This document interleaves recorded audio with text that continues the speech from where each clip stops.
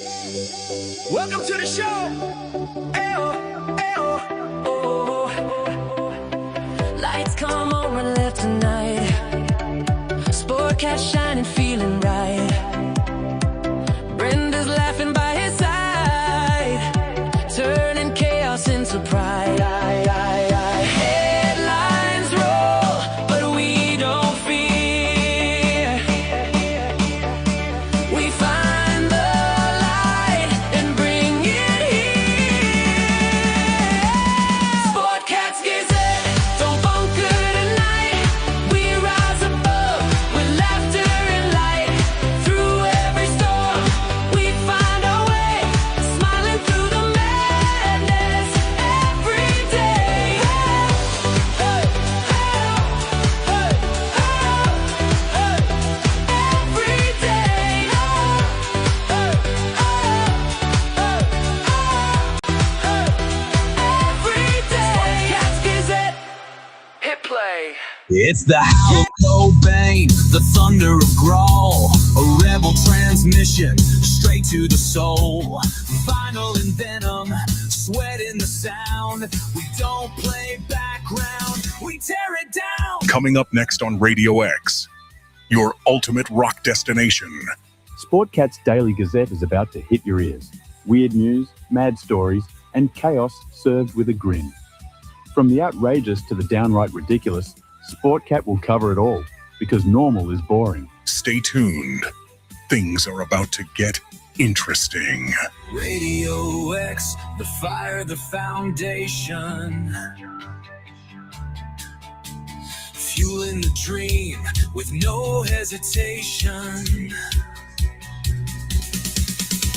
The volumes of vow, the airwaves, our nation. This is my station, my rock destination. Radio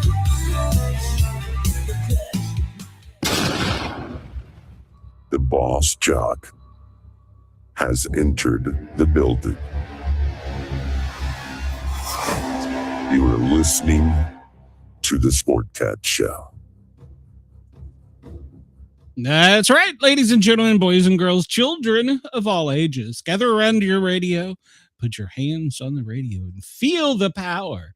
We are live on Radio X Australia, the number one rock and roll radio station in the continent. So we are also overnight on WRFN. Gosh, I do that. WZQR in Pine Island, Florida. I encourage everybody, come over and join the chat. We got Chris, we got KG, we have Sage. I'm hiding Brenda. So, Brenda, why do you look like a witch? I'm cold. I'm wearing my Udi. Why are you cold? It's 150 degrees and you got a hurricane headed towards you. It's 69 in this house and I am freezing my duties off. Maybe you should turn the AC down a little bit. Your neighbors might need that power. So the hell with them. Wow. No. Let me hit a button here because yes, please. Today's show is probably going to be lit. In fact, I'll probably play two. The views, opinions, and satirical content expressed on Sportcat's Daily Gazette are those of the host, Glenn Sportcat Jackson. That's me. And do not reflect the views of any affiliated networks, sponsors, or platforms hosting the show. Correct. This show is intended for entertainment purposes only. Please note, satire and humor, all commentary, especially on news, sports, and entertainment, is presented in a satirical manner. Statements made on this show should not be taken as factual reporting or professional advice. No. The views expressed on the Sportcat Show are for entertainment purposes only. I'm doing it too for constitute today. Professional advice or scientific fact. Brenda and Sportcat are not scientists. That's us. Their opinions are strictly their own and do not represent the positions of any employers, past, present, or future. No information presented here should be used as a substitute for professional consultation. You acknowledge that any actions taken based on this content are at your own discretion and risk. Now let's get into the show. That's right. For allowing me to tickle your ears, you're paying for the price of admission. Is that Wendell? Is Wendell here? Is here. Wendell, in the chat. where have you been? think he's been hiding Shame. under Cheyenne's basement or something. I don't know. She might have released the GIMP. Shame on you, Wendell. Where have you been? Ah. All right. Well, so before we get into your weekend and my weekend, let's just go ahead and attack some local Union County, Tennessee politics, because I know they're all listening. I know today they are fixated to their radios, their smart devices. God knows some of them need smart devices. And the Facebook trolls will be out there. So I want to remind everybody, when you put yourself in public, such as I, a boss jock, internationally known, you open yourself up to commentary and opinion that may be different than mine. And so you have to let it roll off your back. Sometimes it pisses you off. Sometimes you get your feelings hurt, but you don't ever go on a personal attack or crusade unless it's against a politician or a political candidate. They're fair game. Now, with that being said, let's just say you're a small town, low intelligent local reporter for a small rural East Tennessee community's newspaper. Now, let's say you're in that position and you have tried to turn the script to fit your views and expressed your opinion, not unlike myself, but I always put the disclaimer out there. Go vote, do whatever you want. You know, it's on you. At the end of the day, you have to decide what's best for you, your family, your county, your country, whatever. You know, everybody's priorities line up a little bit different. But a tactic typically used by Democrats is, if I can't argue back with you, or not even argue, if you can't have a conversation, a dialogue without name calling and insults, you've lost. You're losing. I mean, let's just be honest. We have a candidate for sheriff that is under a federal case where he violated the Constitution of the United States. I'm sorry, allegedly violated the Constitution of the United States. Allegedly, because in this country, you're innocent until proven guilty. But just this weekend, and his lawyer's going to hate his guts for this. Just this weekend, he goes on a local TV station. All three candidates do. And they're asked, I don't know, maybe a dozen questions by a local reporter. Basically, why do you want to be sheriff? And why are you qualified? You know, the typical. And by the way, all three candidates are still welcome to come on, or anyone that wants to debate this is welcome to come on. I have an open forum here. And I am intelligent enough to accept that people may have a differing view. Anyhow, back to my point. So you have one candidate that is under a federal case and has charges against him, his department. And the very first thing he says in his interview with the Knoxville Metropolitan NBC News reporter, I don't have enough training. We don't have enough training. This is the same candidate who Human Resources said has zero experience on his personnel file. So that is going to be blown up and put on a jumbotron in front of a jury, and it's going to play his words, I don't have enough training. That's an admission of guilt. His lawyer is going to hate his guts. If I was his PR agent, I would be cringing. I would totally be cringing because in several, they list when you have a case against you, they list the complaints. Complaint number 1, you're ugly. Complaint number 2, you're stupid. Whatever they are. In multiple of the claims, it says that you're not trained as a professional law enforcement officer. You're not trained to uphold the Constitution, which, by the way, if you're elected sheriff, you have to raise your hand, place your hand on a Bible, and swear an oath to that Constitution to uphold it. How in the hell can you be sheriff if you're being charged with violation of constitutional rights? He should drop out.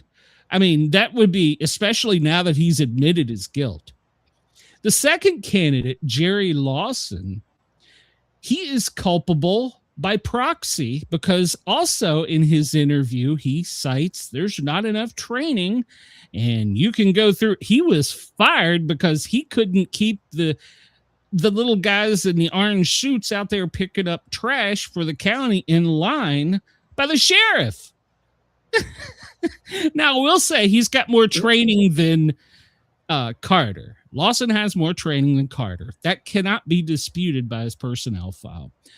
But he is culpable because his department, his administration is named in this federal case. It specifically cites the Union County Sheriff's Department administration. He's number 3 in charge. Seems to me the county is going to be writing some big checks. The taxpayers are going to be paying millions of dollars because they have continued to allow the good old boys to run the departments. And when you are the head law enforcement, the sheriff for a small town, you run that town. The mayor has power, the county commission has power, but they're not out there on the streets at night sweeping up the stuff. They run it. It's their show. Let's just be honest about it. Now, they've also cited that candidate Holloway, who I have openly supported, used the term when she was on patrol. That's an admission. She was on patrol. That they gave her, and I'm going to quote her, it was a poor choice of words, I'll be honest, useless calls. Now, as a responder, I know what that means. First off, they were giving her calls that were different because she was a female. When I was a communications officer in law enforcement, I didn't care what they were. I didn't care if they were female, male, alien, whatever. They had a job to do. Go out there, uphold the law. So they would send her on these, and I'll use her word, useless calls. And so many people have been, oh, she's like Hillary calling us, what did Hillary call? A bucket of trash or something. I don't know. She called, the Democrats called something. And I can see where the public would take that term useless and be like, oh, that's kind of not. And while it was a poor choice of wording, she was speaking from the heart as a responder, because what a useless call is to a paramedic, firefighter, you get called out for a trash can on fire in the middle of the street set by kids that somebody could have easily went out and kicked over and stomped out. That's a useless call. You got a whole bunch of people out of service for it. Or you go on a medical call to a doctor's office where the doctor calls 911 because he doesn't know what he's doing. And they dispatch $750,000 worth of equipment to go out there. That's a useless call. Somebody calls and their toe is broke. Yes, it's painful. Yes, it hurts. Do you need an ambulance? Yes, that's right, Chris. Deplorables. That's what Hillary called the citizens of the U.S. Those are useless calls because in our opinion, as first responders, our job is to respond to emergencies, something where I can make a difference in somebody's life, whether it be they're having a bad day mentally, they are sick, they are in a car wreck. You want to respond and help people. And when you're taken out of service and multiple pieces of equipment are taken out of service for these useless, and I'm using air quotes, calls, somebody down the street may be having an actual emergency, a heart attack, a robbery, and you can't clear and go to them because you are tied up with this call. And now, do I fault the people that call in? A lot of people don't know because of education lately, since I left high school, when to dial 911.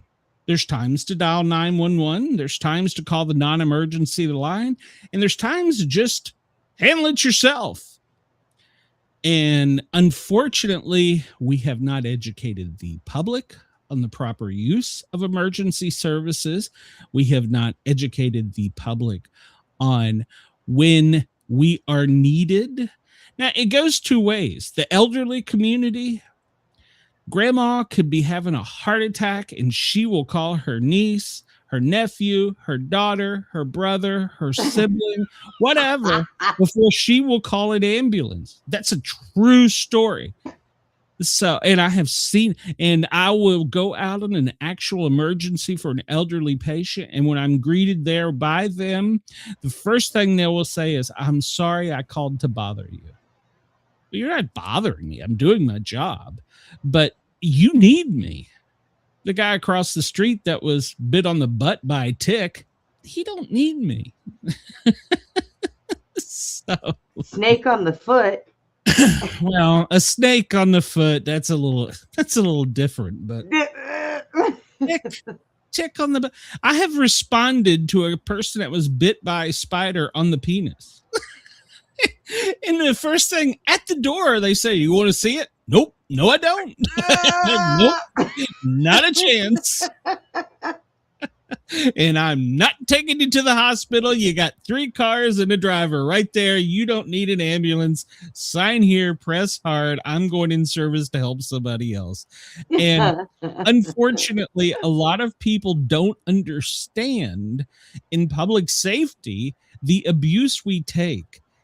And now, especially, I love this, the defund the police movement. They are the first damn ones to call the police and go, "Well, where are you?" I know, right? Yeah. Sorry, it's going to take us a minute to get them from 2 counties over.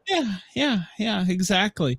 And that also, one of my arguments about the open border, our society isn't built to withstand millions of people rushing into the country, using our roads, using our hospitals, using our libraries, using our resources.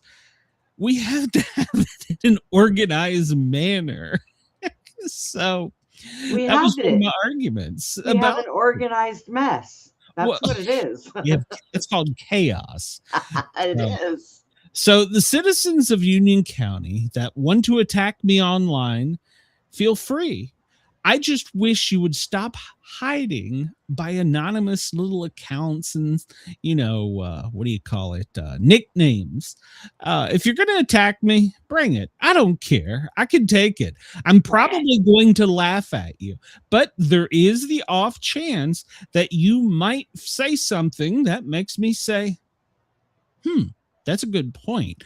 But you need to present it logically and without name calling. So, and to the local reporter, just want to remind you, daily, I probably get about 20,000 listens, and I probably get a very large area of coverage internationally, whereas you might get read by 400 or 500 citizens in a small county. So know your role. Know who you're arguing with, because I'm telling you, if you come after me, I'm going to call you out.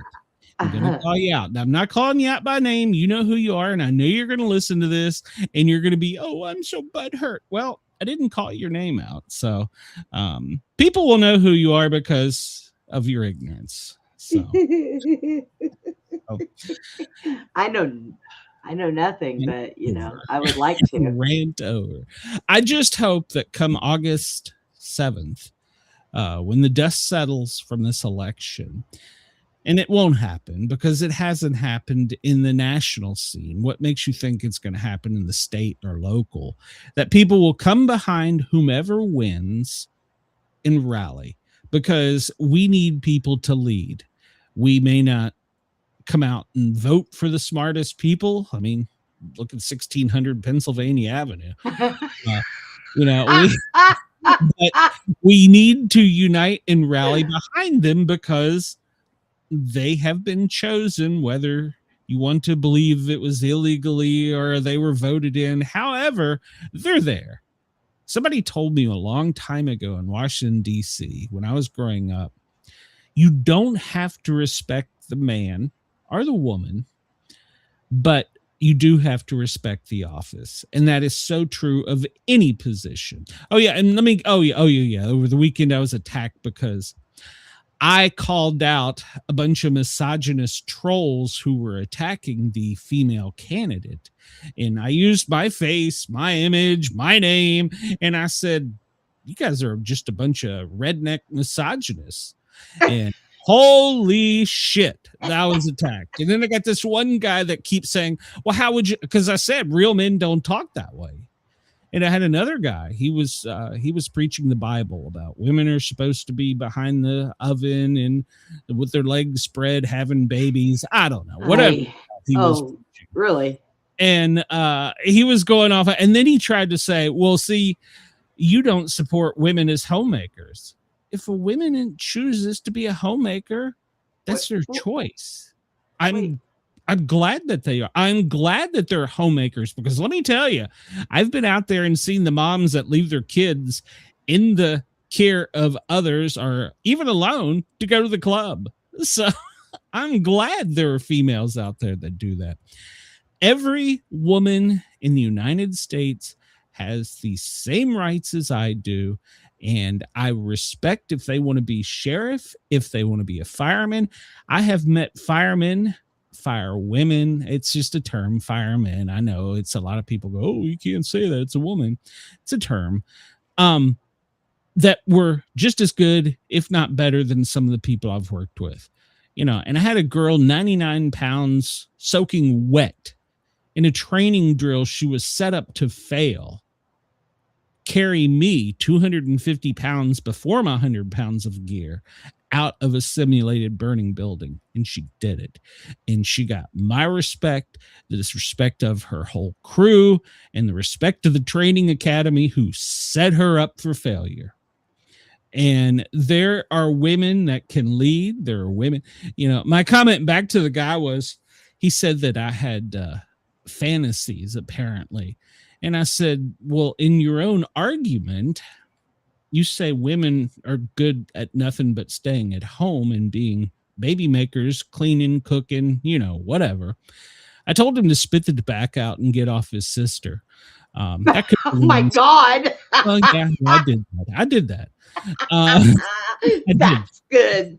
That was good. Wow. Well, I mean, if you're going to come at me, and I will give him credit, he used a real name. Whether it was a fake account or not, I don't know, but he used his real name. So it wasn't like Laughing Squid 22 or some bullshit from Facebook.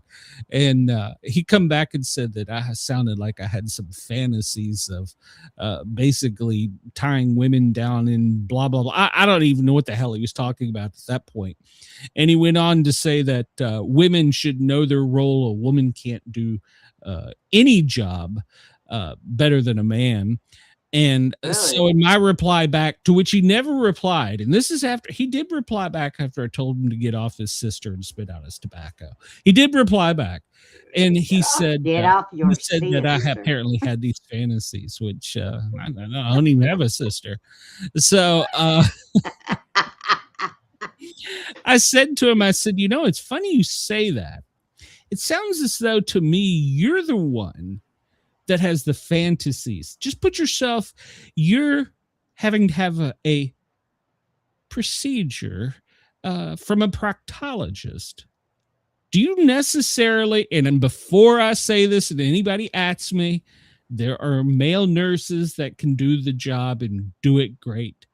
But as a man, do you really want a male nurse in that situation? Maybe that sounds a little misogynistic, but I'll be safe to say I would probably feel a little uncomfortable. Now, does that mean a man can't do the job? No, not by any means. And does that mean I want a woman to be the one to examine my privates? Well, that's subjective. But no, it's a medical profession, and there are plenty of great male nurses out there, but I don't think we should assign a gender to specific jobs. Now, if you're having a procedure and you have a choice between a man and a woman, I mean, Brenda, you have to go for female procedures. Would you feel uncomfortable with a female doing it or a male doing something? Let me tell you how this works for women, especially ones that have given birth to children. Several times. You've already opened your legs to society, Oh, yeah. So to me, it doesn't matter whether it's male or female, as long as they do it right. I delivered a baby in the parking lot of a drugstore. I think it was Walgreens. And there was a whole crowd and gather around. I'm trying to get the firemen to put up sheets around us. And she literally screams out to me, "I don't care what the hell you have to do. Get this thing out of me." Oh, yeah. Yeah. Period. And I'm like, well, that's more up to you than me. Okay. Actually, I said that. Get that thing out of me. We'll work this out. No, I am not misogynistic. Do I say stupid things? Yes. Am I going to continue to say stupid things? Yes. But, like this show disclaimer says, this is for humor and satire. I give Brenda shit daily, but at the end of the day, Brenda knows she is my co-host, and she's also well aware, as is my audience, if she decides one day she wants to flip the switch off and not do this show's done. I don't have anyone else I want to do the show with. I can have guests fill in and whatever, but if Brenda decided one day, I don't want to do this show would be done, because Brenda and I have a unique banter. She hates me. I hate her. It works out perfectly. She believes there's not a conspiracy theory out there that she hasn't liked. So we are like fire and ice, but I couldn't survive without her. It's kind of like you're my Robin Quivers if I was Howard Stern. Stop it. You're going to make me cry. Well, shut up. So go bake me a cake. Get on your knee. But so how the hell was your weekend? And let's get back to why it is you look like a witch. It was I'm cold. It was pretty good. But I did leave my house. Oh, yeah, I saw that. Yeah, you track me. I did. Yeah, I stalked Brenda. Yeah, see, that's how it works. So she stalks me too, to be fair. Yes, I do. I did leave the house and drove around my community and realized that the rental office is moving any shithead in. As I drove around, there were people going through the trash can, pulling out broken furniture and trying to take it home and use it. Well, now, let's be fair. Maybe it could have been recycled and reclaimed and repurposed. Maybe. Oh, good Lord. So, come on, this is a Goodwill shirt. My lease is up in a couple of months, so I am in the process of looking to move. Tennessee. I'm not leaving state right now, but I'll tell you, I have seriously been considering someplace else, but not right now. Well, you know what? If you need a female roommate, I may know somebody. So, seriously. You may know somebody. Yeah, you don't know them, but somebody that may be looking actually to come to Texas. So caregiver too at that. Just throwing it out there. So, but yeah. You kicking your wife out? Trust me, she's like Nurse Ratchet. She's the kind of old school nurse that when she puts that Band-Aid on and she wants to make sure it's good and tight, and she just, yep, it's on there. It slaps it to make sure. Yeah, she is Nurse Ratchet. Mrs. Sportcat, I'm glad she's in management now. So, because I have your felt tooth is sore. Get over it. No, she doesn't do teeth or eyes. It's funny. I got like a tooth falling out. I'm like, here, can you help me? She's like, get away from me. I'm like, you're in the medical field, for Christ's sake. So she told me, I'd have been like, hell yeah, open up, bitch. Whenever the kids had a dental issue, they were like, go to your dad. It's like, what? You're in the medical field, for God's sake. God. Yeah, so yeah, she was very good in OR. The patients were sedated, and so she was very good in OR, and she worked her way up after 20 some years to be in management because, well, she's probably old and crippled. I'm just saying. So well, I figured out that there, I mean, I live in the ghetto as it is, but I found out that there are things worse than the ghetto, and they're moving into my community. Well, isn't Texas one of the most what is it? They did a poll that said that some states were better to move to than others. Luckily, Tennessee ranked like 47th, so I feel good with that number. I'm comfortable with them saying it sucks. Don't come to Tennessee. But I think Texas ranked pretty high up there, didn't it? Yeah. So, well, there are a lot of good parts. Well, there are, and there's a lot of great parts of Tennessee. They just how do they do the polls or whatever for the major cities? They don't go out and look at like in the ones, so. But yeah, but the worst part is they bring their damn politics with them. You left there because it was a crap hole, and now you come here to do the same thing. We have a problem with that here, and it's the California people that moved here. Well, a lot of people are banning New York and California. I think Florida is so full that they have to start restricting it because it may sink into the ocean. I mean, it's too much weight. So, well, that was what my senator thought. So, Hank. Hank. Yeah, when they were talking about building a bigger base on an island, I don't know, somewhere the U.S. has got a base, and he questioned the general during a hearing, asking if the additional troops and armory and equipment, if they weren't afraid that it would actually sink the island. I was like, they elected this guy. Well, I didn't vote for Hank. I didn't like him when he was my county commissioner. So. Get it, Hank. Get it. That's right. Chris says, I had a school fun fair to go to in 2nd grade. My dad tried giving me a haircut before he went, and he cut my ear, and there was blood and crying. My dad yelled at me and blamed me. Yeah, he probably moved. And then Mom did some stuff. It was probably that copper stuff. What was that? Was it iodine?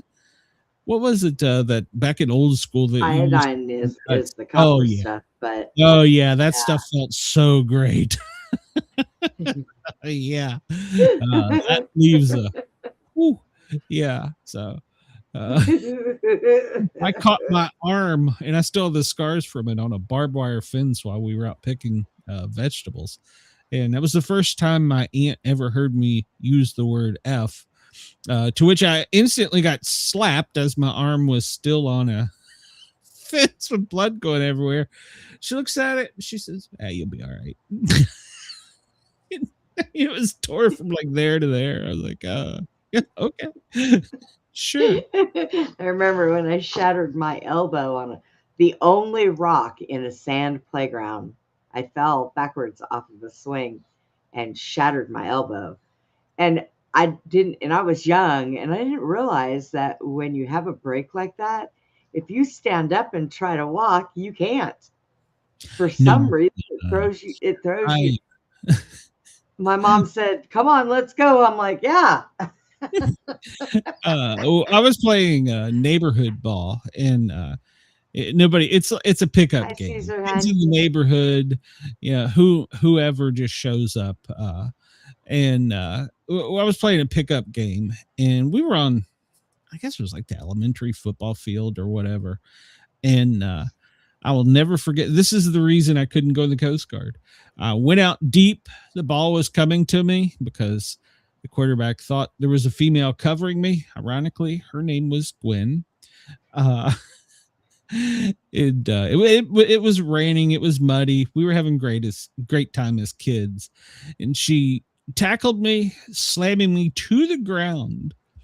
And that wasn't the worst part. I could handle that, but we were sliding together, and my forward momentum was stopped by a manhole cover that was raised because of the mud, and I shattered my kneecap.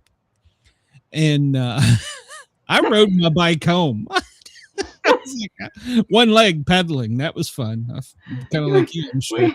And I get home, and Mom's like, put some ice on it. You'll be right in the morning. The next morning, it's big and bloody. She's like, we might have to go to the doctor for that. And all I can say is these kids today do not know what they missed out on. And that's when the Coast Guard had requirements, and I went through the physical, and they did the x-ray of my knee because it made some noise, and I didn't tell them about pre-existing injury. And he said, no, you are disqualified from serving the Coast Guard. And as soon as I left the processing center, or the testing center for the Coast Guard, I was met outside by two recruiters, one Army. He says, oh, you'd be perfect for Delta Force. That's a new upcoming thing. Sure. And then I had another guy from the Navy goes, hey, you wanted to go out on the water? You could be a sailor. And I'm like, no, I'm done. A squid. A seaman. A seaman. I almost joined the Navy, but if my dad hadn't been in the Navy, I probably would have. So I had enough experience as a child with it. So in the Army, I grew up next to an Army base. I was like, no. And that's all I wanted to do. I wanted to be a paramedic in the Coast Guard. So I couldn't join the Army. I had a problem with authority. I wouldn't. And now the Coast Guard, well, not now, but there for a while, the Coast Guard was letting anybody in. And I don't know if you've ever seen their paramedic rescue diver training. That shit is brutal. I mean, it is brutal. They take and put you out in the warm water. Then they take and put you out in the cold water. Cold water, yep. And then, and I'm not sure. I think that was the one that down off of Key West, they dropped a bunch of people in and said, you got a 1/4 mile swim back to the island. See you soon. And the helicopter flew off. Have a good time. They dropped one of the recruits into, I don't know if it's called a swarm, a nest, or whatever, of jellyfish. And he damn near died. I mean, he was like dumped right in it. Boop. Quick, everybody pee on him. He got flew to Hawaii to a specialty center that treated jellyfish injuries because he was stung so much. But to his credit, he made it to shore where he promptly collapsed. Way to go. That's a tough dude. I like it. Yeah. I like it. After that, I'd be like, no, I'm done. I don't think I want to do this anymore. So, yeah. Sissy. Yeah, no. After that, I'd be done. So, yeah, that would suck. Mercurochrome, that's it. It wasn't iodine, it was mercurochrome. Oh, okay. I'll leave it to Chris.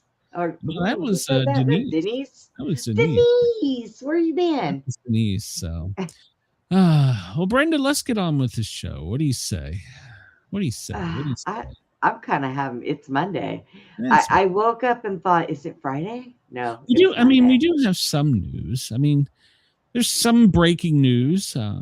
And there's some stupid news. So I like stupid news. Yeah, I mean we've talked too long. We're already 40 minutes into the show. Good Lord. It's your but fault. Yeah, well, it is. It is. You're right. It is my fault. So, let's see where am I going. Well, currently it's 2:40 here on the East Coast, California, 11:41, 12:41, Denver, Chicago 1:41, Sydney 4:41 a.m. Burnt toast and coffee time. Get the hell out of there. Go to work. Lord Howe, don't hit snooze again. Get up. Get moving. So. We are headed towards the buck moon. The buck moon. Yeah, the buck moon. I did some homework on that since you refused to. So I found the name. Well, yeah. But and I bet you it's not going to look like that.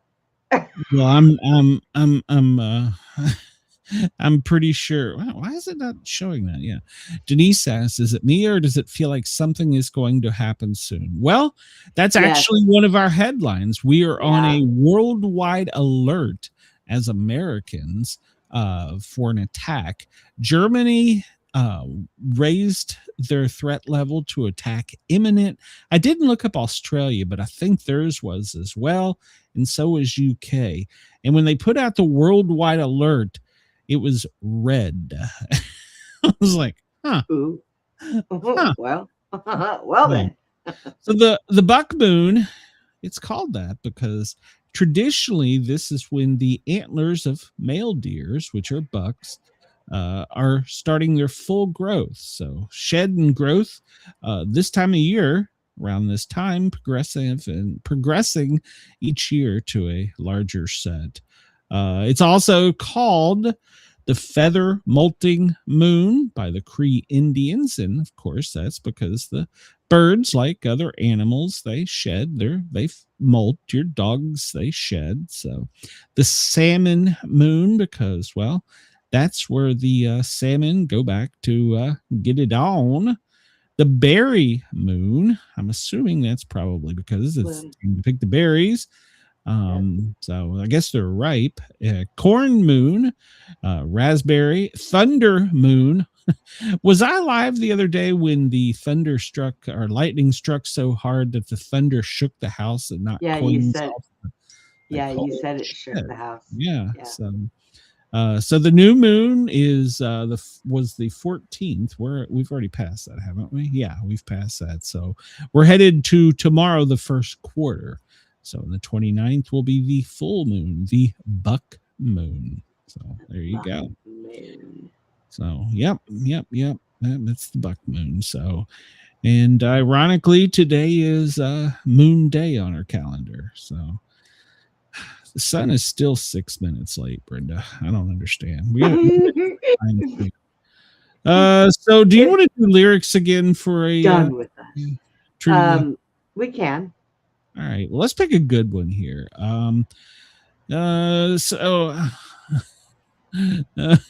That was Thunderstruck. It wanted to play along too. It was like, New York. Did you see that fire truck that those guys are going to be in so much trouble, but they drove through the water to rescue people. I mean, kind of did their job. So, but they should have waited for a boat, but okay. No, I mean, it could have been a $2 million fire truck. We'll just vacuum out when we get back to the station. Yeah, they drove right through that in the tunnel up to the bumper. Wow. I just want to know, did they rescue the poor deer that were floating away? I want to know what happened. Screw that deer. No, they were rescuing the people. So what kind of lyric you want? Well, he just said an AC/DC quote. You want to do AC/DC lyrics? Do you do AC/DC? I may be able to do that. Maybe. It's been a while since I've listened to him, but we could do Britney Spears or Taylor Swift if you want. So no, I swear you with Taylor Swift. She's a witch. Can't handle her. I'm sure she probably is. So maybe she is. So she is. I don't know. So, wow. all right. So we're going to go with AC/DC. Chris got me in the mood now. Okay. Here we go. Let's do lyrics this. and but he says he's not a huge ACD. Now's the time to tell me. Great. Good job, Chris. Give me another topic quickly because we're running out of time. So who else did we have? Hold on. We had the Beatles, we had Zeppelin, we had YouTube, Madonna, country, 60s, 80s, metal, rap and hip hop, Queen, 90s, 2000s. I think we can all do 80s pretty well. Okay, we'll do 80s. All right. So it's gonna ask another just a random quiz or fabulous 80s quiz or the top hits. Let's do the fabulous lyrics. Okay. All right. We'll do the fabulous lyrics. Here we go. All right. So we're gonna take this. And sometimes we may know the lyrics, sometimes we may not. So now Denise, they both said rock general. So hold on. The trivia, they have overruled us. So all right. Where was rock lyrics? There's rock lyrics. I don't see a generic rock lyrics, so we'll go here. Enter these songs at your own risk. Rock and roll lyrics, 10 questions. Let's do that one. All right. Oh Lord, here we go. So I'm gonna give you a lyric from a classic rock or pop. It's probably a classic rock or disco by now, and you give me the name of the band or singer. All right, here we go. Question 1. Who sang the lyrics Ground Control to Major Tom in 1969? David Bowie, Elton John, Iggy Pop, or Lou Reed? David Bowie. Yep, that's right. Chad agrees with you. All right, question 2. Pick You Up and Take You Away was a 1976 song lyric from which band? Oh, crap. Boston, Berlin, Chicago, or Nazareth? Pick You Up and Take You Away. 1976 lyric from which band? Boston, Berlin, Chicago, Nazareth. Right about now, the chat's like, yeah, I wish I hadn't picked this one. Pick You Up. It might be. I want to say that it's Boston, maybe. Yeah, is that the lyrics from More Than a Feeling? In Chicago, no. And I'm not sure about Nazareth or Berlin. But Denise says Nazareth. Chris says Boston. Brenda, you do the split. I think it's Boston myself. I think it's from More Than a Feeling, but I'm not sure. What do you think, Brenda? You're the tiebreaker. Let's go with Boston because that's what I thought it was originally. So okay. And Denise now says no, it's Boston. It's like, shut up. All right. Question 3. Who sang the lyric "Call for the Captain Ashore" in 1966? Call for the Captain Ashore in 1966. The Beach Boys, the Guess Who, Jan and Dean, or the Dave Clark 5? Good Lord, I wasn't even alive then. It's classic rock. Call for the Captain Ashore, 1966. Was it the Beach Boys, the Guess Who, Jan and Dean, or the Dave Clark? Chris says Beach Boys. It sounds like it could be a Beach Boys song, but yeah, I don't know. Yeah, I think it is. We'll go with the Beach Boys. So, all right. The next question, number 4. Well, you can syndicate any boat you row was a 1970 song lyric from which band? Well, you can syndicate any boat you row. 1970. Was it the Who, the Beatles, the Yardbirds, or Cream? I have the Who? Chris says the Beatles. You could Oh, syndicate me. Would that be that might be off the Yellow Submarine? Maybe, I don't know. Yeah, pick Beatles. We'll go with the Beatles. I have a wicked thing in my lap right now, so Whoa. yeah. Get that thing under control, Brenda. She tried to All right, crawl in Denise my lap. Beatles. Who sang the lyrics? They sent me away to teach me how to be sensible in 1979. The Babies, Supertramp, The Knack, Steely Dan. They sent me away to teach me how to be sensible. The Knack? The Babies, Supertramp, The Knack, Steely Dan. I know this one, but I'm going to let you guess, Brenda. Oh, well, you're a dick. How to be logical, how to be sensible. It was off of, I'll give you a hint. It was off the Breakfast in America album. And there's a conspiracy theory also behind that album. Is there? I'm Yes. going to have to go find that. Yes, there is. So, they sent me away to teach me how to be sensible, to be logical. It had a sound effect from a Mattel Coleco football game in it that I still love. The Babies, Supertramp, The Knack, Steely Dan. Oh, are they saying Supertramp? They are saying Supertramp. Yes. Okay, Supertramp. All right. Here We Come, Walking Down the Street was a 1966 song lyric from which band? Made for television band. Okay. Here We Come, Walking Down the Street was a 1966 TV. The Partridge Family, the Blues Brothers, the Monkees, or Jose and the Pussycats. I'm pretty sure that's the Monkees. Yeah, I was going to say. Chad agrees. Yeah, I'm pretty sure it's the Monkees. Yeah. Who sang? Where is KG? Me and him used to love these songs. Who sang the lyric? I'd call that a bargain, the best I ever had.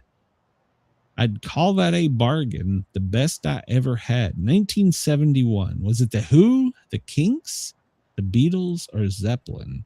It was the Who. Okay. All right. Everybody says the Who. I do. All right. I do know that song.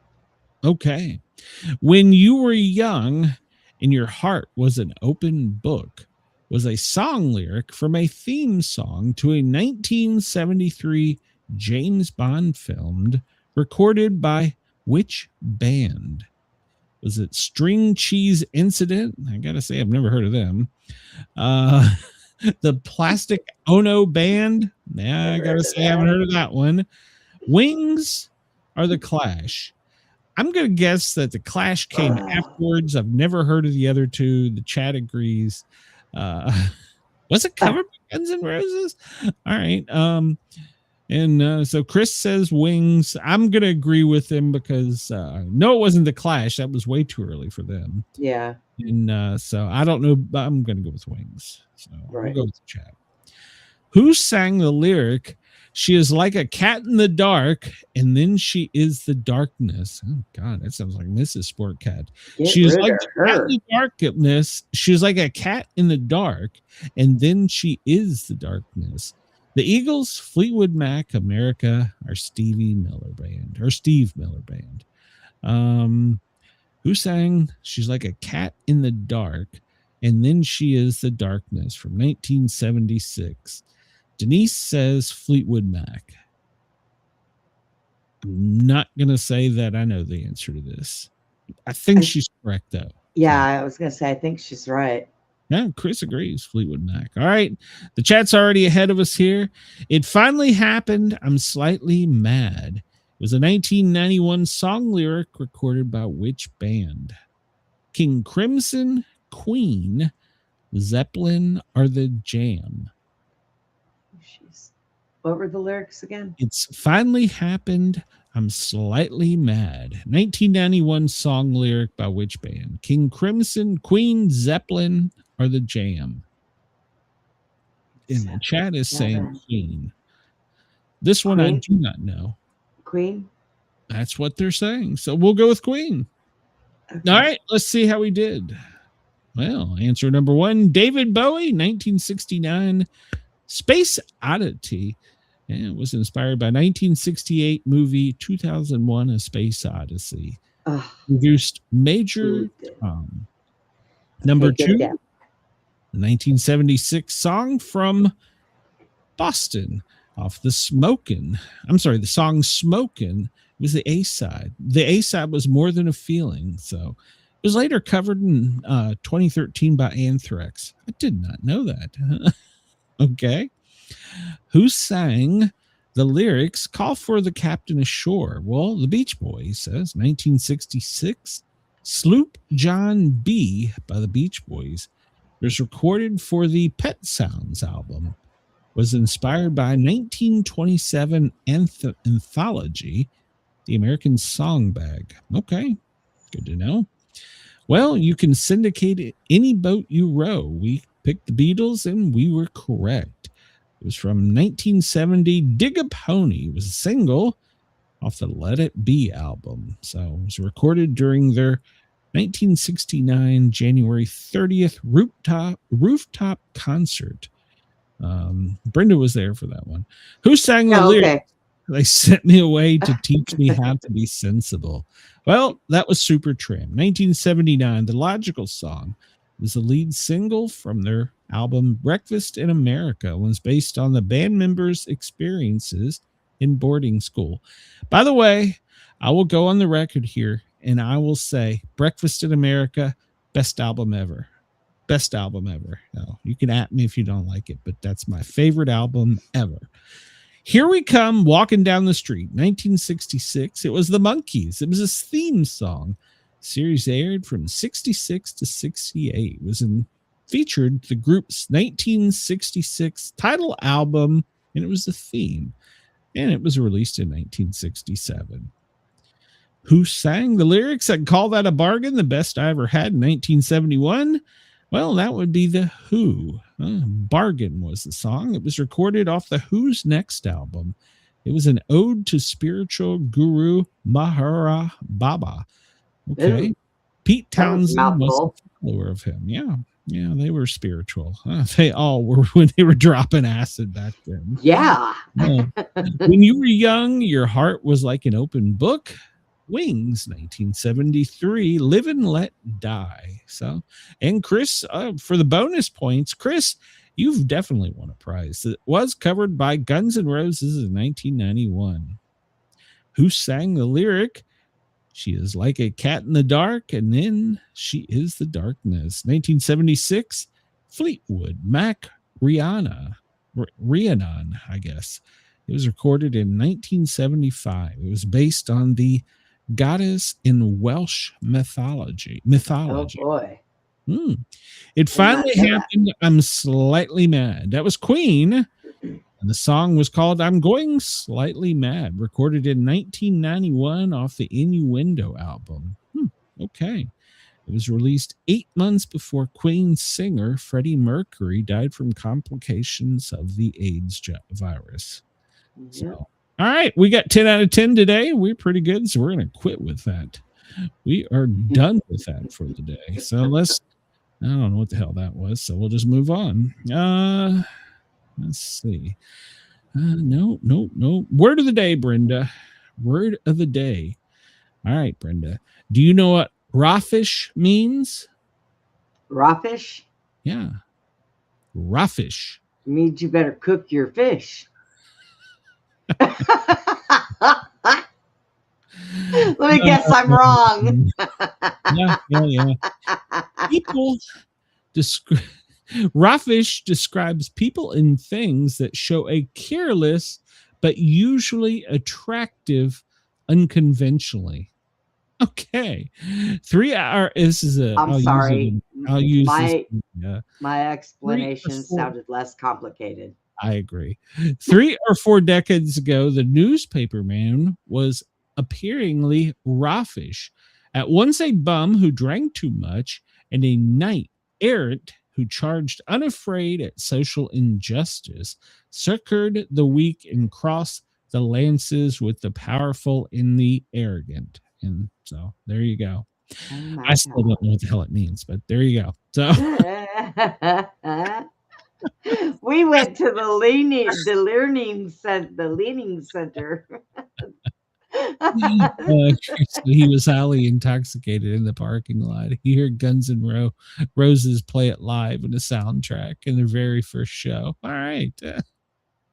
I wish I had a thing like that. Fact of the day, 2013, Coca-Cola's The Ah Effect campaign registered to name names from ah.com to one with 61 H's. Hey, Chris, you and I have both been on MTV. So there you go. Let's see. Fun and factorial information about today. Well, it's always a special day because we're 201 of the 365 days in. So we still got 164 to go. So, yeah, it was especially important when it came to humankind for space exploration. So Neil Armstrong became the first man to ever walk on the moon.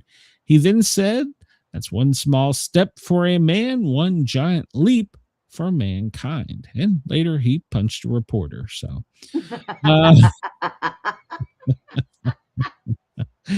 Linkin Park in 2017. Linkin Park. Lead singer Chester Bennington committed suicide on this day. We could win with it. The Japanese animated fantasy movie Spirited Away was released. Never saw it.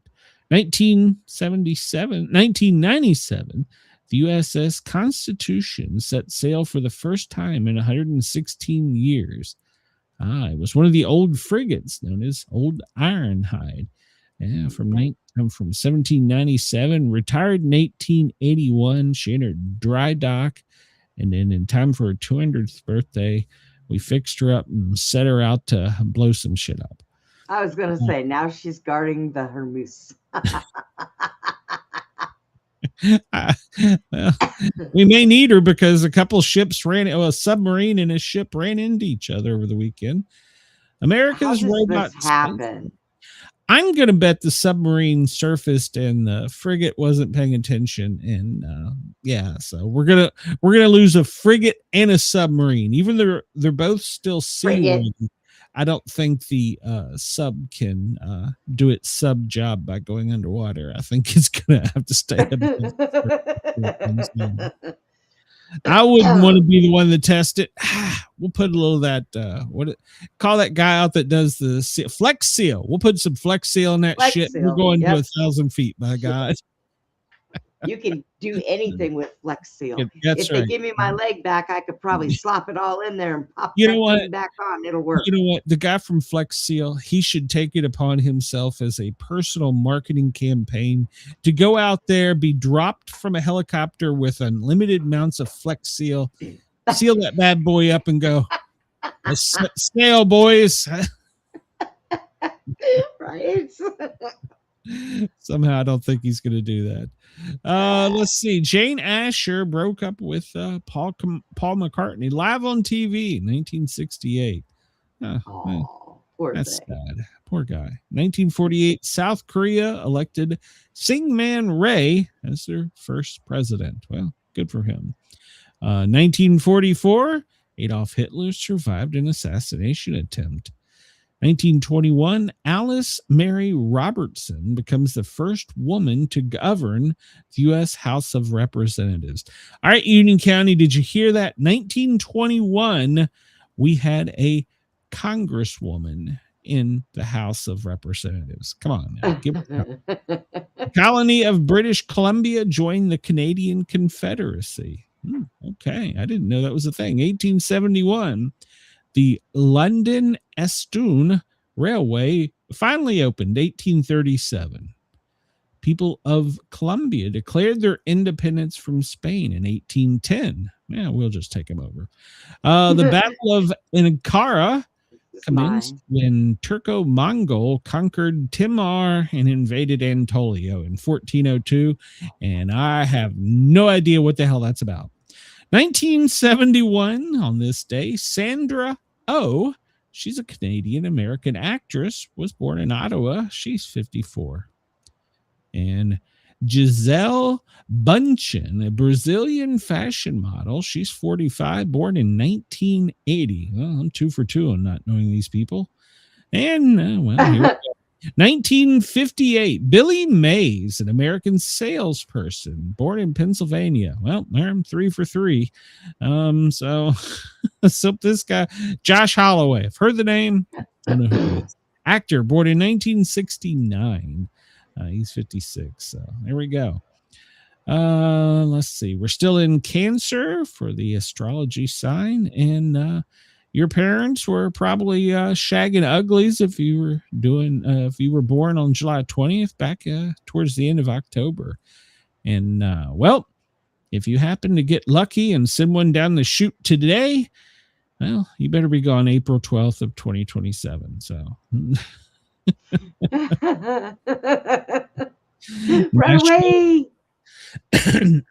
National Moon Day, Space Exploration Day.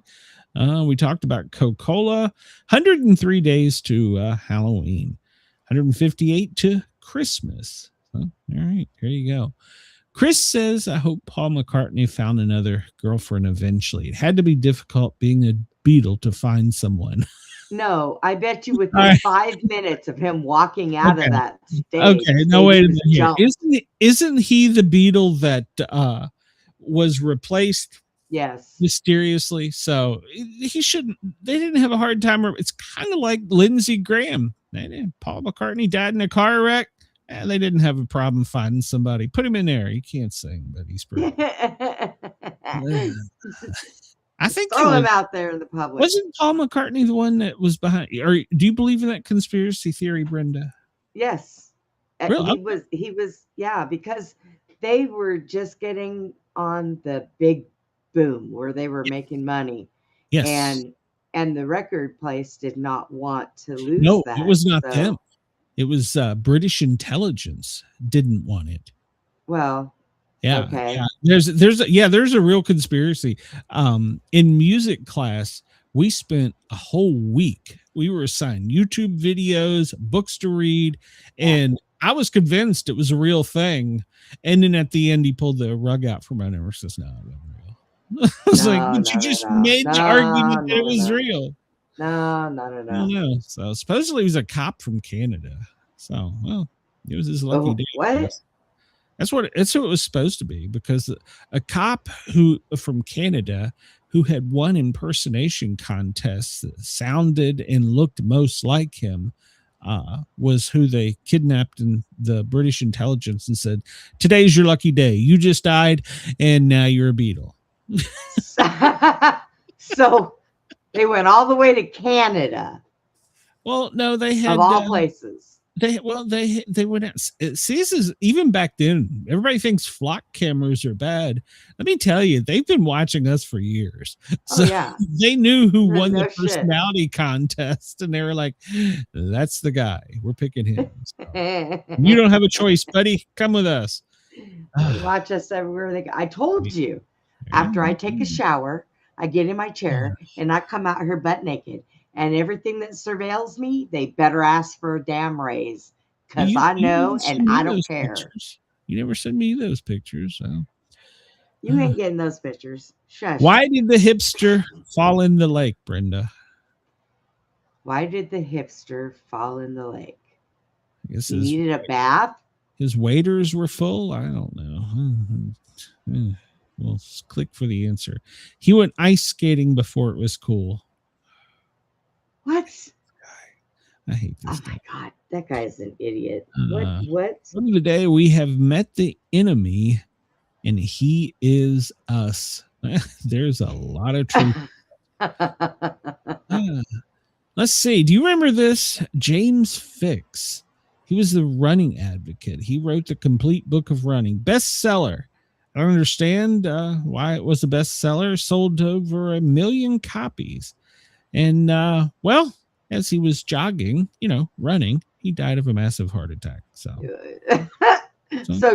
So did I bet he run everywhere he be went? fair, he smoked 2 packs of cigarettes a day. So I'm pretty And sure that still man ran? well, I don't know. Well, Bruce God Lee, bless on this day in 1973, dies of cerebral edema. So he had collapsed suffering from seizures and headaches and was diagnosed with cerebral edema. He took a painkiller for a headache and then took a nap. Later, when they were unable to wake him, a doctor was called and they were unable to revive him. So is it true that Chuck Norris killed him? Wasn't No. I think Chuck Norris did. No. I don't know. I'm not gonna go into it. First man You on the moon. liked We talked him. about that. Arthur Murray Party, 1950. Hitler assassination. Tarzan, 1924. He won the Olympic gold for swimming. Who knew Tarzan could swim? I didn't know they put Tarzan in the Olympics. Tarzan was a bad man. A gymnast wins gold with an injured leg, 1976 on this date. So he had severely injured his right leg during his floor exercise, but he didn't want to let his team down, so he went out there and scored a 9.7 on the side horse, whatever the hell that means. The first pictures of Mars, 1976 today. First underwater guided missile launch from the submarine USS George Washington today in 1967. After completing the first solo transatlantic flight, Charles Lindbergh begins his tour of the U.S. He visited every state with his plane, 1927 on this date. And seeing that in the Smithsonian, that was incredible. The monkey trial, Lord. Monkey trial. 1925, yeah. Prosecutor William Jennings Bryan takes the witness stand to defend his fundamentalist views against the teaching of evolution. He is completely humiliated by Clarence Darrow, who pointed out the absurdity of a strict reading of the Bible. This resulting stress may have contributed to his death 6 days later. Okay, 1903, Ford Motor Company introduced its first car. So it was $850 for a Model A, and a Chicago dentist ordered it. Carlos Santana, 1947, born today. Natalie Wood, she was born today. Sir Edmund Hillary, he was a New Zealand explorer. The founder of genetics, Gregor Mendel, was born in 1822 on today. Kim Carnes, a singer. Betty Davis Eyes, I knew I recognized that, 1945. Yeah. Diane Rigg, she was an actress. The Avengers, she played Game of Thrones, born in 1938. The person that developed the optical fiber, Robert Marr, was born in 1924. Lola Albright, an American singer and actress. Let's see. The person who invented the thermometer, well, it was in 1836. So he came up with a short clinical pocket thermometer, and that was the first probe. Coined the word dinosaur, was born this day in 1804, Sir Richard Owen. And there's Innocent the Ninth. He was the Pope. No. Yeah, he was the 230th Pope, but nobody remembers what he looks like. So yeah, he has no face. Chris, another Pope with no face. Yeah, you got to get with it, Chris. We're going to go through this real quick because we're way behind. Moon Day, Crown Prince Day, International Chess Day. Okay. Fortune Cookie Day. Get out of the doghouse day. National doghouse. Get out of the doghouse. Mrs. Sportcat does not approve. National Lollipop Day.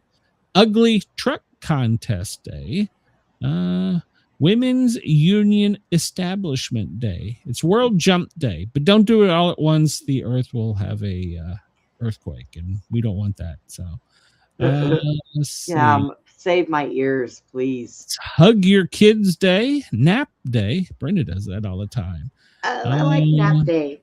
Yeah, let's see. What else? We're moving My quick. favorite day of the year. Nap We've day. covered enough of history. Screw history. We're done with history. All right, let's get into some news here because Yeah. we had some breaking news as we were coming on because a suspect was arrested outside of Manhattan's 26th Federal Plaza for setting off fireworks and pulling a gun. And he was wearing a bunch of anti-ice slogan shirts. Apparently, he started a fire, set off fireworks, which caused one person to have smoke inhalation, then pulled a gun on everyone near him. He apparently was pushing a cart with two more long guns and more fireworks. So he was arrested at the scene. So. What was he thinking? Well, I don't know. It was a peaceful protest, Brenda. Come on now. Yeah, what mostly peaceful is what they call them now. And there were some incendiary devices. Yeah, he was probably a good guy. Yeah, he was. There was nothing. Sharing the love of the 4th of July, and he was just a little late. Oh, he had manifesto, pellet guns. Damn. Oh, yeah. So he had a manifesto and pellet gun. Well, that's gonna get your ass shot. He was an Army vet. Apparently, he was the one that said it.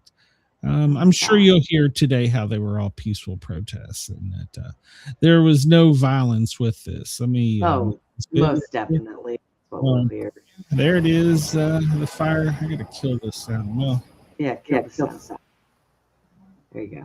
It's not a very big fire. Yeah, look at this guy. He's like, there's something burning over here. I know. It doesn't look like anybody's panicking. Oh, you see the guys with guns come running out of the building. Oh, yeah. Yeah, same to you, buddy. Oh my God. Yeah. So let's see. I thought there was a better video of him actually setting this. Oh God. Was this the video? Welcome back, Rain. Oh, that's him with a gun. Such a nice guy. And he left his fireworks and everything else behind, right? Yeah, you should at least shut your fireworks, buddy. Let's see here. Breaking news. Oh, there it was. He threw something down there, which then ignited and he took off. So. Oh yeah, and when they caught him, they had to strip him down. He had a helmet and a vest and everything else on. Well then. I'm just going to point this out. And I love how New Yorkers are so calmly like, I don't know. Like, hey, bonfire. That guy's like, maybe I should go faster. He's like, no, it's fire. That's for firemen. So, still hanging around. And then I think that right there is where a cop tackled him. Yep. Yeah. I did see that. Well, I guess he was a cop. Yeah. Oh, yeah. He got a swift punch to the face right there and take it to the ground. And then here comes the peanuts. Good for them. So but they'll probably let him out. He was only setting off fireworks in his peaceful protest. Come on. Yeah. Okay. He had a pellet gun, so he didn't mean anything by it. So it looks like. I'll continue. I don't want to support you. Yeah, it looks like there were some fireworks and some flammable liquids. Yeah, it was mostly peaceful. So there you go. Mostly peaceful. So mostly peaceful protest. Yeah, come on. Whenever that was a peaceful fire, Brenda. Well, I have never met a peaceful fire, so I'm so glad you showed me that. No, I like to share. So the guy's in custody. He has a long history of anti-immigrations and customs enforcement protesting, and he decided to set a fire outside of the federal building in Manhattan today. Nice. Probably. He's an Army veteran. Probably, I'm gonna think not his brightest move. So. Nope. No, he should have thought that one out a little bit better. So, but I've always said criminals, crooks are all stupid. So, well, us and Iran, well, apparently it's on. We're all and, stupid. hell is going to rain down on them. I heard Pete Hegseth earlier today during his presser saying that the president has told them to open the gates of hell. And Pete said, now is the time for the citizens of Iran to take your country back. We've weakened it. And for the 189th time, we've eliminated their army. Unfortunately, in this war, and I'll call it a war, we've lost 3, maybe 4. I'm not sure. There's been some mixed signals sent on that. Soldiers, soldiers. They were deployed in Jordan, and it was apparently a drone attack. And the last fatality was a female that was trying to apparently a drone that had crashed, or maybe, I don't know. Anyhow, it hadn't exploded yet, and she was with the ordnance team, and apparently it went boom. So I think she may have been the one they were trying to identify. So Trump answered Mama Hamadami, the head guy in charge of New York, and said, when Netanyahu comes to the United States, he will not be arrested. So Roham Hamadami, just shut up. The president, he literally trumps you. So he doesn't think so. Well, maybe they should declare their sovereignty and separate from the U.S. Let's see how that works out. As Biden says, at me, man, I got jets and rocket launchers and tanks. So, hey, I'm using corn Biden. pop. Yeah, corn Don't forget, pop. he's also got corn pop. So, Trump has said many times over he has said that Iran will pay many times over for every U.S. soldier killed. I couldn't agree more. I hate that we're in this position, but you know what? We're here now. So the troops, you serve at the president's request, and well, he said go annihilate a country. And unfortunately, and as sad as it is, I'm not defending Trump on this, but we've had loss of life on our side. So I hate to hear that. And also there's a couple groups going around on YouTube that supposedly have received some kind of intel that Iran is making plans on ground attacks and assaults on its neighbors to penetrate a U.S. base, and they want to capture U.S. soldiers or troops and bring them back to Iran and have them publicly basically executed. So they're now planning on launching a ground attack on their neighbors. I don't think they're too smart. Worldwide caution. This says for Americans abroad, but it was a worldwide alert. And if you read it closely, it could be anything from your Sunday school in Kansas City, Missouri, to downtown New York City, or over in, Bahrain. This is a worldwide alert that Americans need to be on heightened alert that some bad shit's probably about to go down. So the soldiers have been identified. We'll go over that in a minute. Gas prices, because of this, well, they're going up. And the oil price is climbing, which means not only are we going to pay for all of this, militarily, we're going to pay at the pump as well. So, I'm going back to horse and buggy. Yeah. And Trump rains hell down and death on Iran for the 9th night last night. So we struck back at them, and apparently they've made some good strikes, but they've managed to successfully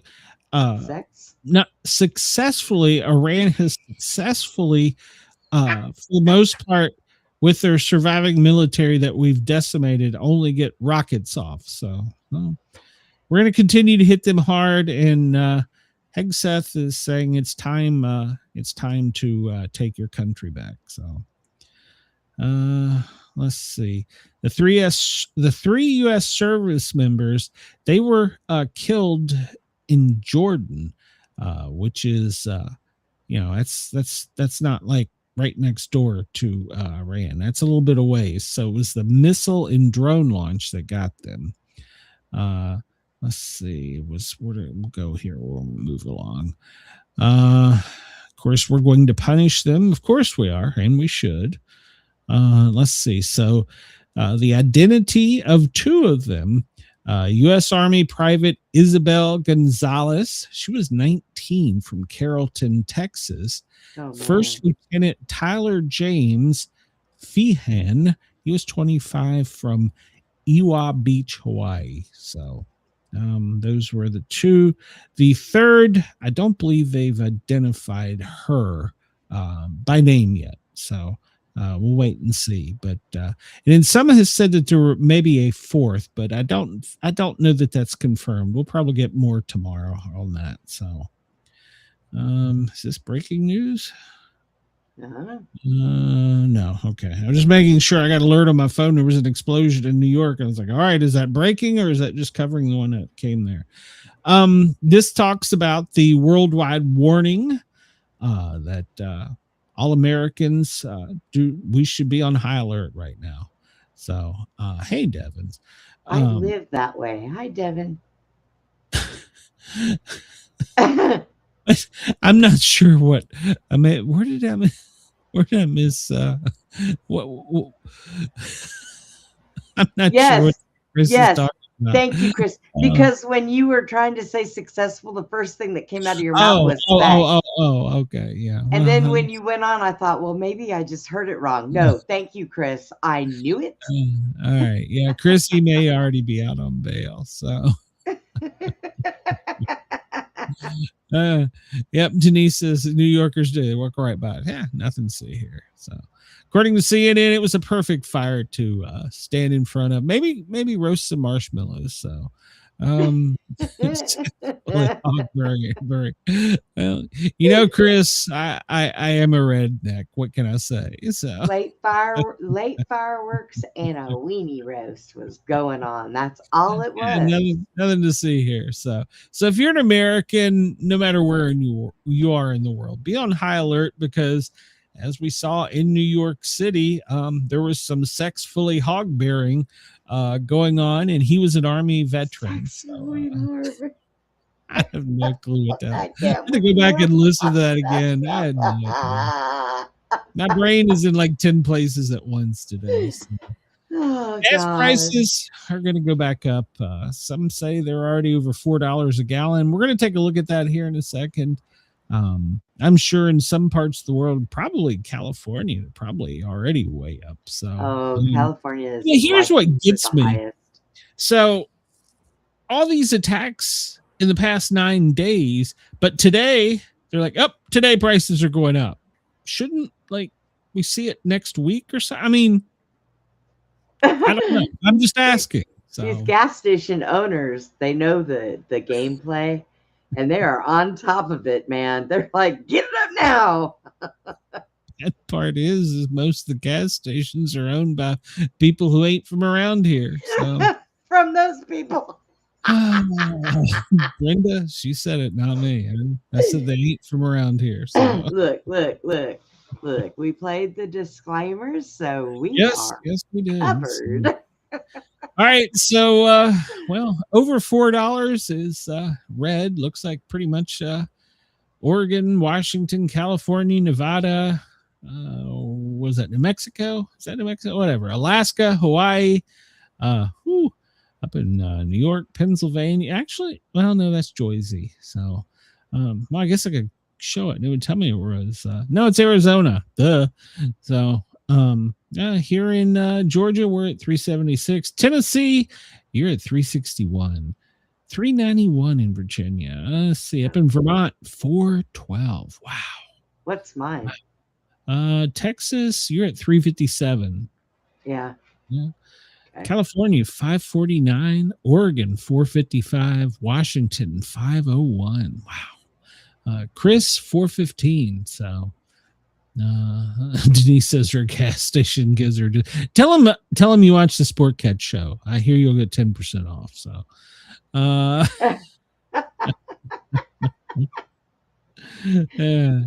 Don't at me. Please don't at me. So over the weekend, we did have some good news. JD and Usha, well, they welcomed a baby boy. For those of you who are history followers, it's been more than 150 years since a VP has had a child in office. So, his wife, JD, and his wife, second lady, Usha, on Sunday announced the birth of their fourth child. So it's a happy day. So all the siblings were around, and they posted on social media, baby and mom are doing well. Alec Neil Vance was the name. So good for you. Neil? Yeah. Apparently it was at Walter Reed. Okay.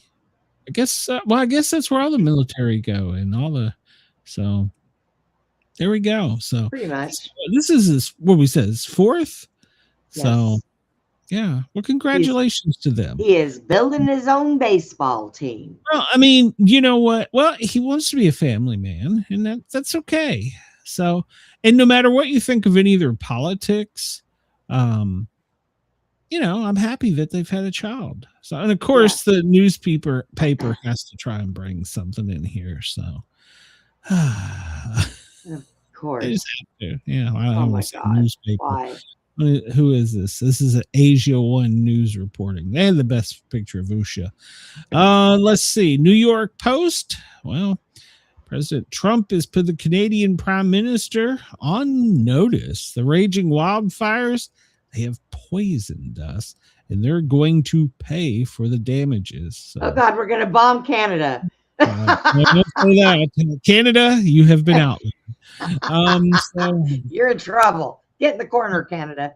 Chris said that Democrats posted that they were shocked that it was actually a woman who gave birth. So, well, historically speaking, mostly females have babies, according to UNC medical professor. So, he was a dean or something, wasn't he? I don't know. Yeah, that was last week. So, our air has been poisoned. Apparently, he pulled Mark Carney aside at the FIFA World Cup. Did you watch any of that, Brenda? God, no. I started to, but, and God, I'm going to get added for this. I'm getting added for a lot of things, but the World Cup, soccer just doesn't do it for me. No. And I've had people try and explain it. It's like hockey. I'll watch it if it's on. Basketball, I'll watch it if it's on. But, hang on. Whoa. They've come to get Brenda. But, it just wasn't my thing. But apparently, Trump was booed, shocker, when he went there. And then apparently, I think Spain, when they won, apparently Trump was on the stage a little bit longer than planned, but it's Trump. Does that surprise you? I mean, come on. So, but at any rate, while he was there, he spoke to the Canadian Prime Minister and said, hey, as a result of your wildfires and you not taking care of your forest, you're going to pay up, buddy. So, I guess we'll see.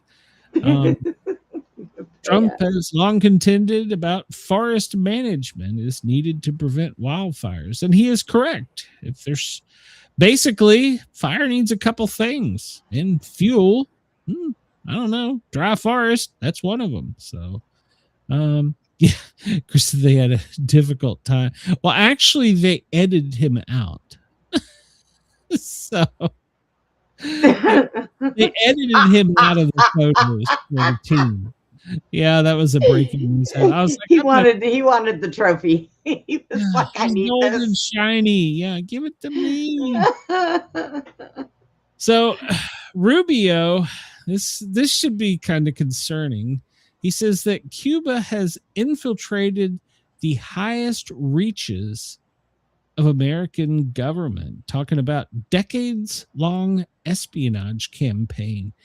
And it's been one of the most durable and damaging foreign intelligence to penetrate Americans in American history. So basically, he's just saying, you know what? We're coming for you next. So we may have some bullets left, but that's all we'll need. So, yeah. You know, Denise, back me up here. Uh-oh. Is there a country that you want? Because I think you and I should take, get over there and yank our pants off and piss on it and say, hey, this is ours now. Well, I mean, it's like a have to pissing kind of roll it. contest. I understand why we want Venezuela, why we want Cuba, why we want, was it Greenland? I get it, but we want and want and want. I understand and then take why, because we're making more and more enemies, and weapons they can't just drive up and shoot a gun. They can be on the other side of the world now. So we need to expand our global empire of American whatever the hell we are to conquer. I don't know. Oh my God, stop. But Trump has signaled that Cuba, they're next after Venezuela, and they're next on the list after Iran. So we're wrapping up in one, and we're going to go right for another one. Yeah, who knew? Brenda, you've got Bertha. She's going to be coming right at you. Right now, she's just a depression. Bertha's kind of depressed, but she's going to form a tropical storm and then possibly a hurricane. So, and then she's got another one right behind her. Bertha likes it. She likes to have something pushing her from behind, so it may join her. So I will be breaking out the wetback. Everybody from Tallahassee west to Corpus Christi in the Gulf of America, pay attention. Right now, Bertha is just pissed off out there in the Gulf, but somewhere over the next day or two, probably in less than 48 hours, she's going to be a hurricane. And where she makes landfall is anybody's guess. I think they most likely at this time, I think they're saying somewhere in Louisiana, but pay attention. We'll keep following it. Right now, she's just depressed. So far, the Venezuelan earthquake death toll has surpassed 5,000. Man. Yeah, that was the news Friday. And I'm just going to bet that it's probably going to go higher. I won't say a lot higher, but it's definitely going to go higher. So sad for the country. So the new Air Force One, it's out of service. Trump Force One or whatever it is. It's out of service because, apparently it was put in service 2 months before it was supposed to be. I wonder why that is. Trump said on Sunday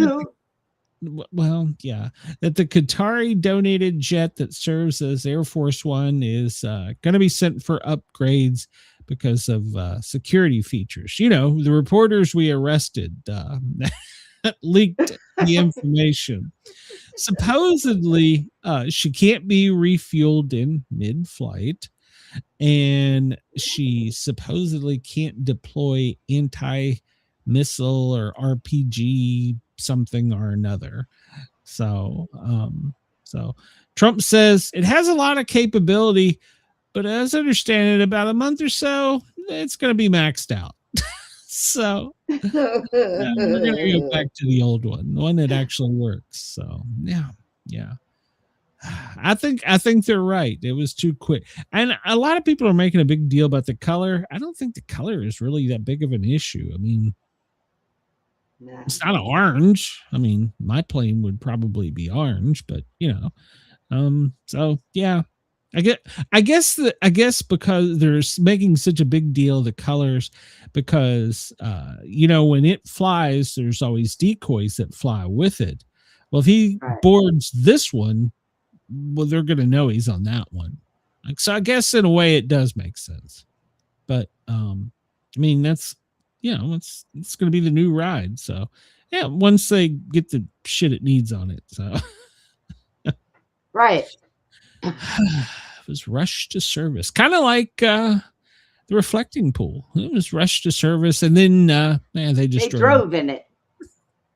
This glue wasn't even dry, and they're out there bringing armored personnel carriers on it. That's our government. They're so bright. So this was a breaking news headline, and I'm going to be honest, I'm not sure why this is such a big deal. Trump secretly has replaced the Rose Garden lawn with statues of controversial figures. So we know that he decided that the Rose Garden needed a uplifting where they basically put a patio there so that when it rains, let's everybody remember, DC is swampland. They didn't have to worry about people with wet feet. So I get it, but because Trump did it, it's bad. Well, yeah, he's now been putting statues out there, and the latest one is drawing heat because not only is it of Thomas Jefferson, he did this in secret, apparently. I don't know how you can bring in a 7-foot tall, 700-pound bronze statue into the Rose Garden secretively, but hey, apparently he did it. He's just that good. But not only is it controversial because it's Jefferson, but the guy who did the statue is also the same guy who made the bronze one of Trump for the Fight, Fight, Fight monument. That is, of course, talking about the image from the 2024 assassination attempt in Butler. This is Jefferson. It depicts him working on a draft of the Declaration of Independence. So apparently Trump loves it so much that he sent the artist, the same guy that made this other statue, a personal thank you note. I don't think that's something new. I think he actually sends a lot of personal notes out. I've heard that from multiple people, that Trump likes to have handwritten little notes. So, little cards of thank you and stuff. And as far as responders and stuff, he likes to give them challenge coins and stuff. So. But because the grass, it's been replaced with a patio, this is the 5th statue. Now, Jefferson is going to join Washington, Franklin, Alexander Hamlin, and another one, which is called Freedom's Charge, which is an honorary statue for Revolutionary War soldiers. Now, why is this such a big deal, Brenda? Because everybody makes it a big deal, Glenn. I don't know. Well, Brenda, it's a big deal because these people, they enslaved people. And so they shouldn't be recognized. I'm going to go out on a limb here. This is not misogynistic or racist or whatever. That was a different time and place. It was common. I'm not approving or condoning of it, but it was common at the time. It wasn't, I will be so happy when people realize that we are all slaves to the same damn system. Well, I mean, through the course of history, slavery has occurred to almost every race on the planet. That's right. And so, I mean, I understand that people can be, I will give you, they don't want the Confederate flag flying over their firehouse, their bank, their library. I'll give you that. But does it have a place in a historical museum? Yes, absolutely. Because if we forget about our history, we're doomed to repeat it. I think we're already doomed to repeat it anyhow, but it happened. We should learn from it as human beings. We should grow from it, and we should move on. Nobody should be enslaved. No one should be abused. No one should be held down because of their sex, their color, their whatever, or sexual orientation. Unless you want to be. Oh. Don't get in your kinks. Remember, the mic's still hot. But no, I mean, history is just that. It's history. We need to learn from it. I've said many times on the air, in my high school, we never learned about the Vietnam or the Korean conflicts or wars, depending on who you speak to. And that may have been because maybe books didn't catch up with history at the time of my education, or it could have been that they intentionally chose to hide it, but it still happened. That doesn't mean we shouldn't learn from it. So, I didn't learn about any of that until I was basically out of school in college. So really, it's sad about, I didn't know the first thing about it. I knew my neighbor had been in Vietnam, but I didn't know why. And here's the other part I found. Really, where's my button? It's this button. Was that not the right button? It's this button. There we go. I can't find a damn picture of this statue anywhere. This is as close as I got.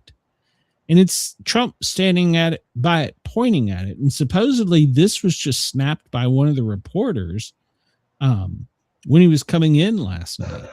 Apparently it came in while he was gone, because now I know this is going to be a shocker. It had to make it through security screens before they could secretly bring it in.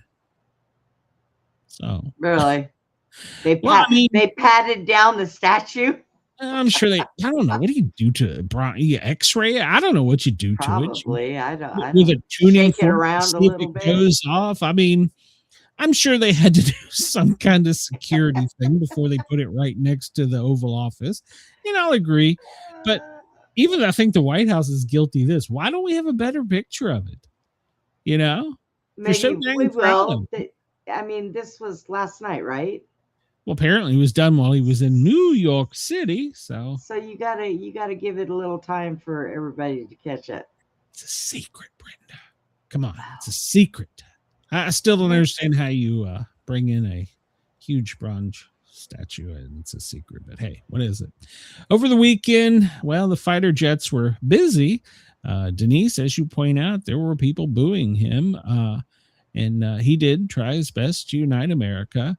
Well, because he was in New York, they had to put up a temporary flight. What do they call it? TFR, temporary flight restrictions, TFRs, for I think it's like a 50-mile radius. And, if you get violated it, you're going to get warned. They're going to call you on the radio. If you don't listen to them, well, they're going to come look for you. And apparently over the weekend, NORAD had to launch. I'm sure they were probably already up there. During two of them, they actually had to shoot flares to let the pilot know, hey, this is your last warning. Otherwise, the next one is, it's going to probably be a lot brighter than this. So, it's going to hurt. So yeah, the planes were all escorted out of the area by the military, and I'm sure that they were then taken to a secure location and stripped and whatever and checked out. So, you will immediately, as this says, should the pilot or aircraft happen to find itself intercepted, you might want to get on the radio frequency 121.5 or 243.0. Turn around immediately because, bad shit's going to happen if you don't. So I agree, Denise. So, he does. We all say stupid shit, but sometimes he really does just need to shut up. So apparently the DOJ today has launched an untested court called the Alien Terrorist Court. And apparently this was created 30 years ago, and it was designed to deport alien terrorists but has never been used. So they're hearing their first case today. The Trump administration is bringing this secretive court out of the, I don't know, dusty bookshelf. And, well, so they're going to start doing. So enlighten me. Well, when they say it's an alien court, do they mean they're talking about people.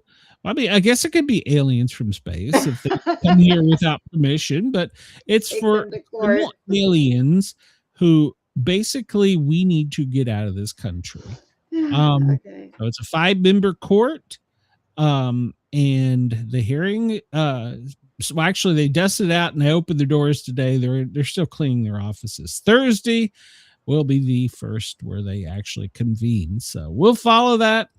I'm sure there's going to be some type of protest and stuff, but everybody needs to remember this was invented in 1996, and it can essentially they can do the death penalty. Or they could kick you out of the country. So this is a pretty serious court. I haven't had a lot of time to research it, but because it's never been used. So, where's it at? Well, I'm assuming, Chief Justice John Roberts is picking them. So I'm assuming the 5-judge panel is going to be in DC somewhere. I don't know. But I'm assuming it's going to be in DC. And they're using some of the 1798 wartime laws, the Alien Enemies Act, which was from this administration previously, and we're using 1996 alien anti-terrorism and alien, so they can remove them, or under this court they can terminate them. So see, everything they're saying, it sounds like aliens. Well, but here's the deal. You don't want to call them undocumented. You don't want to call them unwelcome. I mean, terrorist. Well, you do, but you're just not allowed. Title. Well, I mean, I actually watched a guy talking about titles, and he said English language is how more wars have been won than any weapon. He said, if your group, we will just first one that pops to my mind. If you are discriminate against a person of homosexual persuasion, they invented the word homophobia.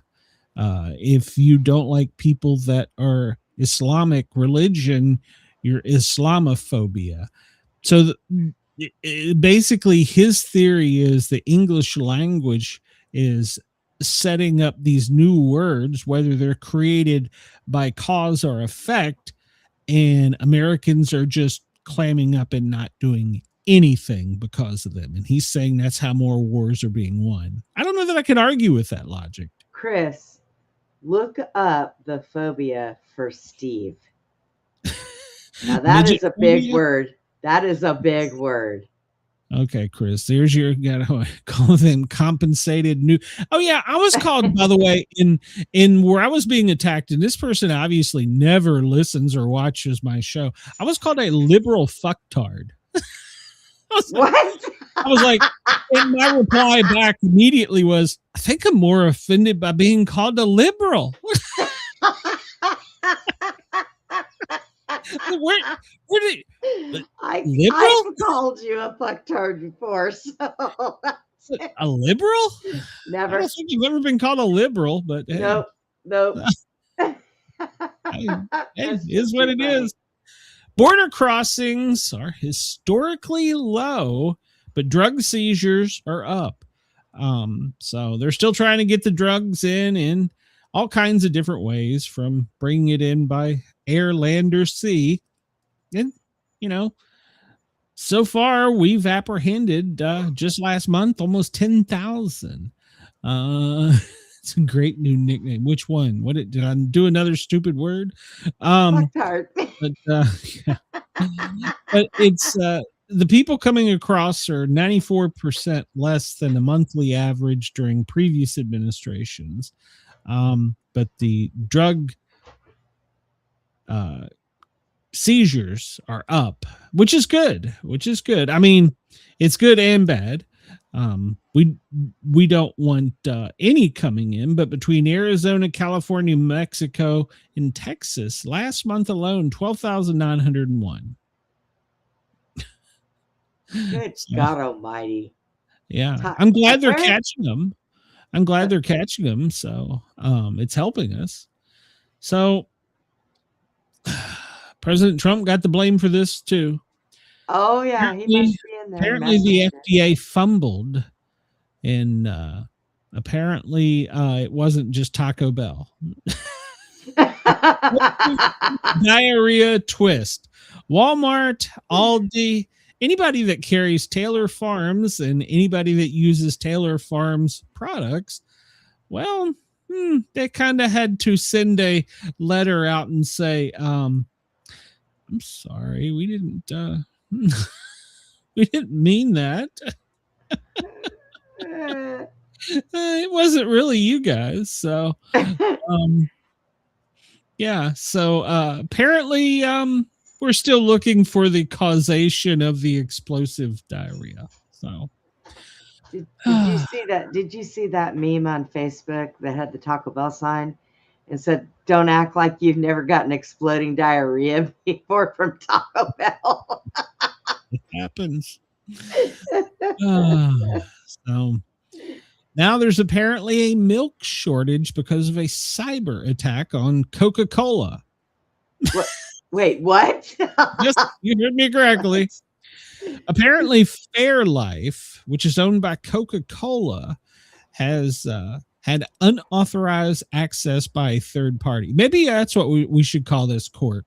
Unauthorized access third partiers. Hey, good idea. So yeah, apparently it took a lot of the Fairlife companies out of service and offline, and apparently that got cows backed up because they couldn't get milked by their AI equipment, and they got bloated and died, and I don't know. But apparently we've now got a milk shortage. So wait, they are using AI equipment to milk cows? What a bunch of lazy people. Oh, come on. We kicked out the illegals. So no. To do it. Oh, damn. Did I say that? So, I mean, okay. It doesn't take brains to pull on an udder. Hire somebody out of high school. Growing up the farm, I've done it. So, yeah. But I've done because it. of cyber attack, we're going to have supply issues with milk. I'm not really sure why Fairlife and Coca-Cola, if I don't know if they own the largest network of cows. I don't understand this, but I don't understand it either. Yeah, Somebody if you don't milk the screwed that up. cows, the milk goes bad. If you don't get the milk out, it goes bad. So yeah, so People get out there and pull an udder or two. Come on. Pretend like it's your first date. So yeah. All right. So Walmart in California. Well, you know the anti-theft devices they used to put in CDs and DVDs and stuff like that. Yep. Well, they've increased the technology since then. And now apparently beef, including ground beef and ribeyes, are going to be packaged with these trackers. So if you go outside of the store without the tracker being taken off or deactivated, well, they're going to tackle you. So we are now putting anti-theft devices on our beef. So nice. I don't even know where I want to go with that argument. So, oh shit, we're almost out of time. Let's see here. Chris, I brought this one up for you. 50 cents a month fee for residents of Illinois if you're a doom scroller. They're going to watch your data and you will be taxed 50 cents a month in Illinois because they're going to obtain your data and see if you're a doom scroller.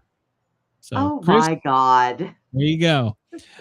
Minnesota, we got to say props to this grandma. She took it all the way to the state Supreme Court, and they are now going to, I got to do the picture of him off there.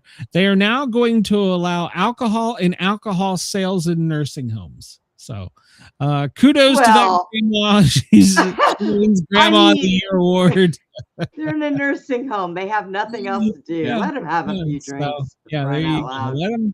Let them enjoy their alcohol. So if you're in Minnesota, apparently now it's legal to get drunk in the nursing home. But if you're in Illinois and you doom scroll, well, they're going to get your data and they're going to charge you 50 cents a month. So Chris, oh my God, it was your governor. So yeah, educate yourself and we will tax you. Well, that's right. That's what it's all about. If you do try and educate yourselves, yes, they're coming for you, Chris. So but yeah, if you doom scroll in Illinois, hey, going to what if you go to a nursing home as if it's a bar and get drunk and take your computer and doom scroll there? But you can only do that in Minnesota. You can't get drunk. Oh, well, who the hell wants to go to Minnesota? If I lived in Minnesota, I'd be drunk too. They're going to see an influx of people going to nursing homes. I might stay. I always threaten to throw my wheelchair out the window and run away, but you know. I'm with Denise. Give them the booze. They've earned it. Right. Tomorrow, catch me until 2 on the Thin Line Rock Station, www.thethinlinerockstation.com. And then 2 to 4, Brenda and I will be back. And of course, there's always ways to at me in my social media profiles if you want to disagree. Offer still out there to any politician or newspaper person that wants to come on. Bring it. Yeah, come on. Brenda and I'll see you tomorrow. Everybody have a great day. Bye, everyone. I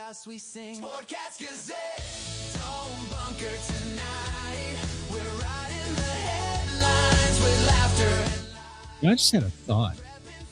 What if they serve those drunk nursing home residents Taco Bell after they get drunk? Oh, Jesus. That'd be a lot of ass cleaning. Hey.